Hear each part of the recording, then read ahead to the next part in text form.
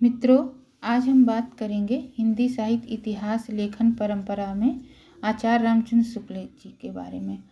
आचार्य रामचंद्र शुक्ल जी के बारे में पढ़ने से पहले हमने चर्चा कर लिया है ग्रासादा तासी जी का और मौलवी करीमुद्दीन जी का, महेश दत्त शुक्ल जी का, शिव सिंह सेंगर का, जॉर्ज ए ग्रियर्सन का, मिश्र बंधु का, और आज हम बात करेंगे आचार्य रामचंद्र शुक्ल जी के इतिहास ग्रंथ हिंदी साहित्य का इतिहास।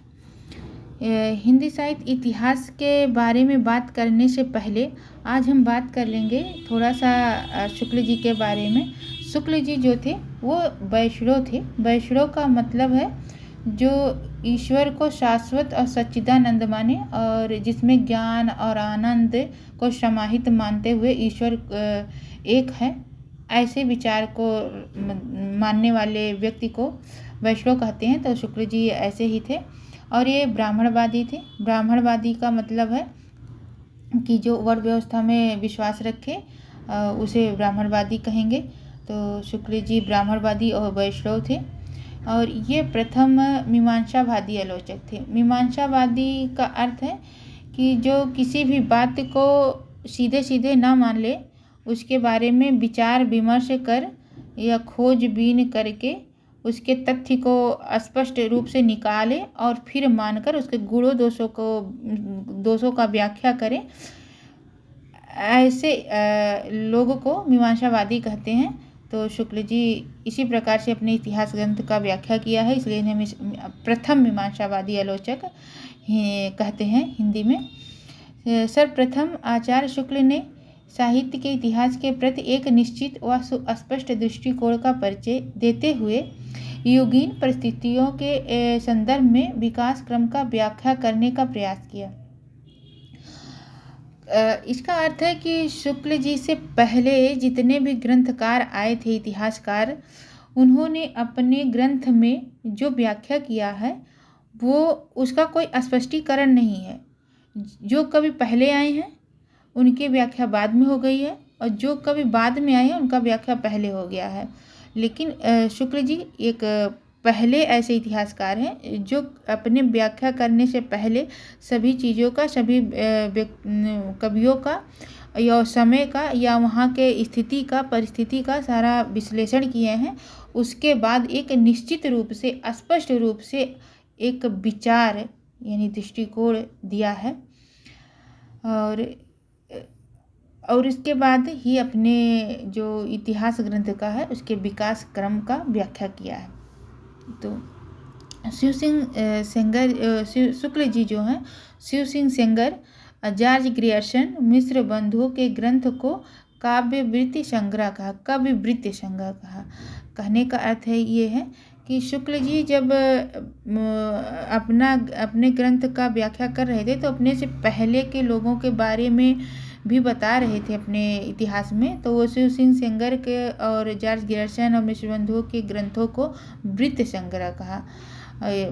सेंगर जी के ग्रंथ को बड़ा वृत्त संग्रह, जॉर्ज ग्रियर्सन को बड़ा वृत्त संग्रह और मिश्र बंधु के ग्रंथ को बहुत बड़ा वृत्त संग्रह कहा। वृत्त संग्रह से अर्थ है कि कवियों के बातों का सिर्फ संग्रह है, कोई स्पष्टीकरण नहीं है।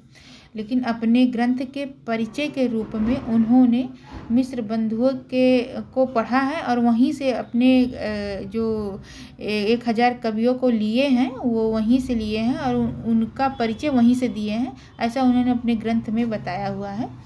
शुक्ल जी रसवादी आलोचक थे उन्होंने अलंकार को गौण माना। रसवादी आलोचक से मतलब है कि वो आलोचना जो किए हैं वो उसके भावनाओं के ऊपर किए हैं। जो इतिहास है, इतिहास के भाव के ऊपर किए, लोगों के चित्त के वृत्तियों पर किए हैं, यानी उनके हृदय में जो भावनाएं उत्पन्न होती थी उस पर उन्होंने आलोचना किया है। गुण दोष को निकारा, अच्छाई बुराई को निकारा है, ना कि उसके बनावट यानी अलंकार को निकारा, उसको गौण रखा। जरूरी समझा है लेकिन उसको गौण रखा हुआ है। शुक्ल जी ने 1929 में नागरी प्रचारी सभा काशी से प्रकाशित होने वाला जो ग्रंथ था हिंदी शब्द सागर की भूमिका, ये ग्रंथ था डॉक्टर श्याम सुंदर दास जी का। उसी में भूमिका लिखे थे हिंदी साहित्य का विकास नाम से और उसी जब इसके महत्व हिंदी साहित्य के इतिहास के विकास जो ये भूमिका थी, इसके महत्व को जब उन्होंने देखा तो उसी समय उन्होंने उसे संशोधित करते हुए हिंदी साहित्य के इतिहास नाम से इन्हें स्वतंत्र रूप से एक ग्रंथ प्रकाशित करवाया। अब ये जो ग्रंथ है हिंदी साहित्य के इतिहास, ये 1929 में प्रकाशित हुआ। ये शुक्ल जी का स्वतंत्र ग्रंथ है जो सुव्यवस्थित है और वैज्ञानिक है, जिसमें इन्होंने जो देश भाषा काव्य अपभ्रंश है 1050 विक्रमी संवत से आरंभ माना है। हिंदी साहित्य का जो इतिहास लेखन की बात है, लेखन परंपरा की जो शुरुआत है वो 1050 विक्रमी संवत से माना है। शुक्ल जी ईस्वी सन की बात नहीं किए हैं, ये विक्रम संवत की ही बात किए हैं। तो इनकी जब चर्चा की जाए तो जो भी समय आता है वो विक्रम संवत में ही आएगा। तो और वो जो अपभ्रंश आता है, ये अपभ्रंश को देश भाषा काव्य कहे हैं अपभ्रंश काव्य को। तो वो प्रकृताभास हिंदी का भी नाम दिए हैं। प्रकृताभास हिंदी का मतलब है कि अपभ्रंश का शुरुआत है और प्राकृति का अंत हो रहा है, लेकिन उस जो भाषा उस समय विद्यमान थी उसमें प्राकृत का आभास हो रहा था, प्राकृत भाषा का आभास हो रहा था। इस प्रकार 1050 से हिंदी साहित्य का इतिहास शुक्ल जी मानते हैं। तो ये प्रश्न बनता है कि शुक्ल जी ने हिंदी साहित्य इतिहास का शुरुआत कब से मानते हैं, तो 1050 विक्रमी संवत से मानते हैं। नामवर सिंह ने कहा है कि शुक्ल जी को हिंदी पंचांग के रूप में मिला था, जिसे शुक्ल जी ने मानवीय चेतना से अनुप्राणित कर साहित्य बना दिया। पंचांग का मतलब होता है जिसमें जैसे हमारे घर में जो पंचांग होता है यानी कि कैलेंडर, उसमें तिथिवार, नक्षत्र, योग और करण यानी पक्ष होते हैं जो 15-15 दिन के होते हैं, उसे पक्ष बोलते हैं, का योग बनाकर एक पंचांग होता है जिसे कैलेंडर बोला जाता है। तो ये साहित्य जो है, ये हिंदी जो है ना, एक पंचांग के रूप में मिला था, जिसमें अर्थात जिसमें वार, तिथि, नक्षत्र, योग और करण सब मौजूद था, लेकिन व्यवस्थित नहीं था। उसमें कोई भाव या चेतना नहीं थी और उसी को शुक्ल जी अपने मानवीय चेतना से अनुप्राणित कर दिया, यानी प्राण भर दिया और वह एक साहित्य बन गया। जो हिंदी थी उन्हें एक पंचांग के रूप में मिला था, लेकिन शुक्ल जी उसे मानवीय चेतना से यानी विचारों से अनुप्राणित कर दिया, यानी प्राण भर दिया उसमें और वो एक साहित्य बन गया। इसी के क्रम में जैनेन्द्र जी कहते हैं कि इतिहास को उन्होंने जुटाया है, जगाया नहीं है। शुक्ल जी ने इतिहास को जुटाया है, जगाया नहीं। इसका मतलब है कि जगा हुआ तो था, जगा तो कब का था वो, लेकिन वो जुटा हुआ नहीं था, एक साथ नहीं था। शुक्ल जी ने उसे एक साथ कर दिया है। ये कथन किसका है? जैनेन्द्र जी का है।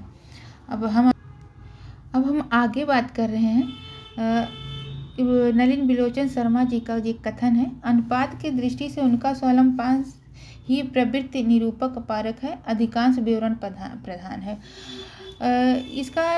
इनके कहने का मतलब है कि शुक्ल जी का जो अगर अनुपात देखा जाए कि उन्होंने पहले के कवियों से क्या लिया और खुद क्या दिया, तो सबसे महत्वपूर्ण इनका खुद का जो व्याख्या है, खुद का जो विचार है वही प्राथमिक है, बाकी सारा विवरण प्रधान है।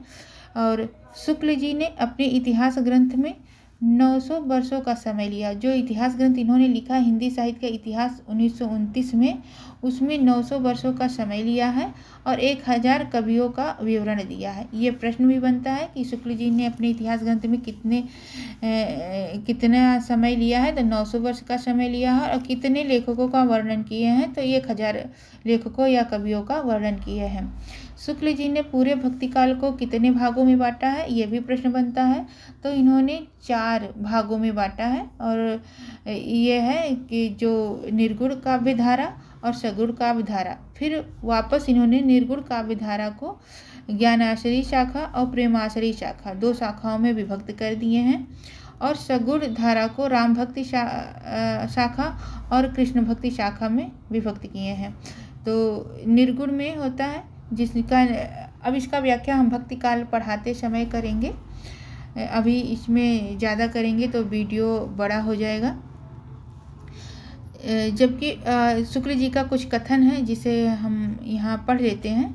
जबकि प्रत्येक देश की साहित्य वहाँ की जनता की चित्रवृत्ति का संचित प्रतिबिंब होता है। शुक्ल जी का कथन है कि प्रत्येक देश का, अगर कहीं किसी भी देश की बात को हमें जानना है कि तो वहाँ के जनता के चित्त को यानी हृदय की बात को जान लेना बहुत आवश्यक होता है। वो एक प्रतिबिंब होता है। संचित प्रतिबिंब मतलब होता है एकत्रित प्रतिबिंब होता है। अगर हम वहाँ के जनता के हृदय की बात को जान लेते हैं तो हम वहाँ के साहित्य के बारे में अपने आप पढ़ लेते हैं।